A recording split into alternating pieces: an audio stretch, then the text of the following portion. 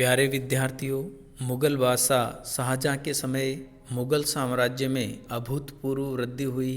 साथ ही साथ सांस्कृतिक और भौतिक वैभव में भी उन्नति देखने को मिली, जिससे प्रभावित होकर कई विद्वानों के द्वारा शाहजहाँ के शासनकाल को स्वर्णकाल की संज्ञा से अभिहित किया है। परंतु कई विद्वानों के द्वारा स्वर्णकाल नहीं माना है।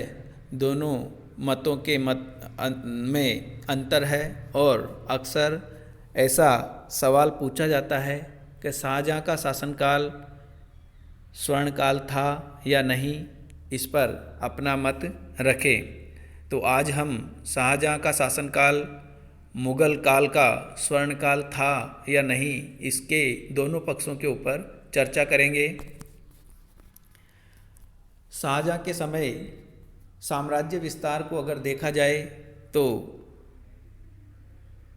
शाहजहाँ के समय दक्षिणी भारत को मुग़ल अधीनता में ले लिया गया था। साथ ही साथ शाहजहाँ के द्वारा मध्य एशिया तक भी सैन्य अभियान किए गए और इस प्रकार से एक विस्तृत साम्राज्य का सृजन किया गया। इसी प्रकार विद्रोहों के दमन की अगर बात की जाए तो शाहजहाँ के समय बुंदेलखंड में विद्रोह और खानिजहाँ लोधी का विद्रोह हुआ, परंतु शाहजहाँ के द्वारा इन विद्रोहों का सफलतापूर्वक दमन कर दिया गया और शाहजहाँ का समय शांतिकाल का समय रहा। शाहजहाँ के समय प्रजा के लिए शांति और उन्नति का समय रहा। किसी प्रकार का कोई बड़ा उलटफेर या विद्रोह देखने को नहीं मिलता है। इससे विद्वान इसके समय को स्वर्णकाल मानते हैं। वहीं दूसरी ओर स्वर्णकाल नहीं मानने वाले विद्वानों की राय है कि शाहजहाँ का शासनकाल की शुरुआत और अंत दोनों ही युद्ध के द्वारा हुई थी। अर्थात शाहजहाँ जब शासक बना तो उत्तराधिकार का युद्ध हुआ और इस युद्ध में सफलता प्राप्त करने के बाद ही शाहजहाँ मुग़ल बादशाह बना। उसी प्रकार शाहजहाँ का अंतिम समय भी उत्तराधिकार का युद्ध हुआ और शाहजहाँ के जीते जी उसके 4 पुत्र दारा, मुराद, औरंगजेब और शुजा के मध्य युद्ध हुए और इसके जीते जी ही शाहजहाँ को बंदी बनाकर औरंगजेब शासक बना। अर्थात शाहजहाँ के शासन की शुरुआत और अंत दोनों ही युद्धों से हुई है और इस प्रकार ऐसे समय को मुग़ल काल का स्वर्णकाल नहीं कहा जा सकता। इसी प्रकार विदेश नीति की अगर बात की जाए तो वहाँ पर भी शाहजहाँ को असफलता मिली है। मध्य एशिया और कंधार सैन्य अभियानों में शाहजहाँ के द्वारा विपुल मात्रा में धन खर्च किया गया, परंतु अगर उपलब्धि के तौर पे देखा जाए तो मुग़लों को कुछ भी नहीं मिला। तो इस प्रकार से स्वर्णकाल नहीं मानने वाले विद्वानों ने अपना पक्ष रखा है। इसी प्रकार आर्थिक क्षेत्र की अगर बात की जाए तो स्वर्णकाल के पक्ष में तर्क देने वाले विद्वानों का मानना था कि शाहजहाँ का समय शांतिकाल का रहा। इस कारण से कृषि क्षेत्र में वृद्धि हुई और साथ ही साथ लगान में भी वृद्धि हुई, जिससे राजकोष में आय बढ़ी और साथ ही साथ विदेशी व्यापार की दृष्टि से अगर देखा जाए तो भी शाहजहाँ का शासनकाल अच्छा रहा और उन्नत विदेशी व्यापार के परिणाम स्वरूप भी काफ़ी मात्रा में धन संपत्ति और बहुमूल्य हीरे जवाहरात, सोने चांदी आदि की प्राप्ति मुग़ल राजकोष को हुई और जिसकी परिणति स्थापत्य कला की उन्नति के रूप में बाद में देखने को मिली।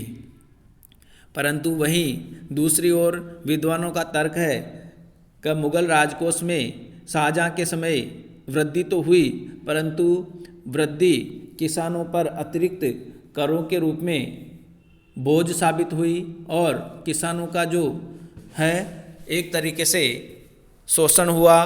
किसानों के ऊपर बोझ बढ़ा दिया गया और शाहजहाँ के समय जो भौतिक उन्नति हुई वो किसानों के और मज़दूरों के ऊपर एक बोझ साबित हुई। इसी प्रकार राजकोष में वृद्धि तो हुई, परंतु उस धन का उपयोग शाहजहाँ के द्वारा जन कल्याण में नहीं करके सैनिक अभियान और स्थापत्य कला या निर्जीव वस्तुओं के सृजन में किया, जबकि जन कल्याण में शाहजहाँ के द्वारा कोई बड़ा कार्य नहीं किया गया। इसी प्रकार सामाजिक और सांस्कृतिक क्षेत्रों की अगर बात की जाए तो विद्वानों के अनुसार शाहजहाँ के समय साहित्यकार और कलाकारों को प्रश्रय दिया जाता था। प्रमुख साहित्यकारों की अगर बात की जाए तो शाहजहाँ के समय अब्दुल हमीद लाहौरी, सुजान राय आदि प्रमुख इतिहासकार शाहजहाँ के दरबार में शरण पाते थे। इसी प्रकार संगीतज्ञों की अगर बात की जाए तो सुखसेन और लालसेन जो है वो शाहजहाँ के समय दरबार में थे, और इस प्रकार से विद्वानों और कलाकारों को शाहजहाँ के द्वारा प्रश्रय दिया गया और साहित्य और कला को बढ़ाने में अपना योगदान दिया। इसके विरोधी मत वाले विद्वानों का मानना है कि अगर साहित्य और संगीत की अगर बात की जाए तो साहित्य और संगीत में जो प्रगति सम्राट अकबर के समय हुई थी उसके मुकाबले शाहजहाँ के समय में हुई उन्नति कमतर है। अकबर के समय में अबुल फजल, तुलसीदास आदि विभिन्न साहित्यकार हुए। इसी प्रकार संगीत की अगर बात की जाए तो विश्व प्रसिद्ध तानसेन अकबर के दरबार में रहता था। इस प्रकार से साहित्य और संगीत में अकबर के समय हुई तुलना से शाहजहाँ के समय हुई तुलना कमतर करके आंकी गई है। इसी प्रकार से अगर चित्रकला की बात की जाए तो जहांगीर के शासनकाल में चित्रकला में जो उन्नति हुई उसके मुकाबले शाहजहाँ के समय हुआ काम कम श्रेणी का था। इस प्रकार से साहित्य और कला के क्षेत्र में भी शाहजहाँ के समय हुई प्रगति से पूर्व अकबर और जहांगीर के समय अच्छा काम हो चुका था। इसी प्रकार अगर स्थापत्य कला की बात की जाए तो वास्तव में स्थापत्य कला में शाहजहाँ के समय अभूतपूर्व कार्य हुआ। शाहजहाँ के द्वारा बनाए गए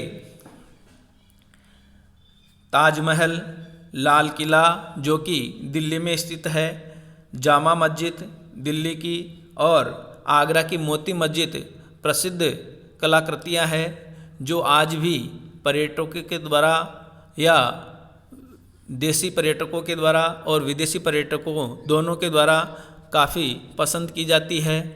शाहजहाँ के समय स्थापत्य में संगमरमर का प्रयोग किया गया और जो कि अपने आप में एक अद्भुत था, और शाहजहाँ के द्वारा बनाई गई ताजमहल आज भी विश्व के 7 आश्चर्यों में से गिना जाता है।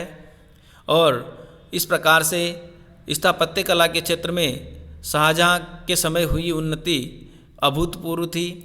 इस प्रकार दोनों पक्षों का अध्ययन करने के या चर्चा करने के उपरांत हम इस निर्णय पर पहुँचते हैं कि हम शाहजहाँ के शासनकाल को संपूर्ण मुगल काल का स्वर्णकाल तो नहीं कह सकते, परंतु शाहजहाँ के समय स्थापत्य कला में जो उन्नति हुई वो अभूतपूर्व थी, और इस कारण से शाहजहाँ का शासनकाल स्थापत्य कला का स्वर्णकाल कहा जा सकता है। धन्यवाद।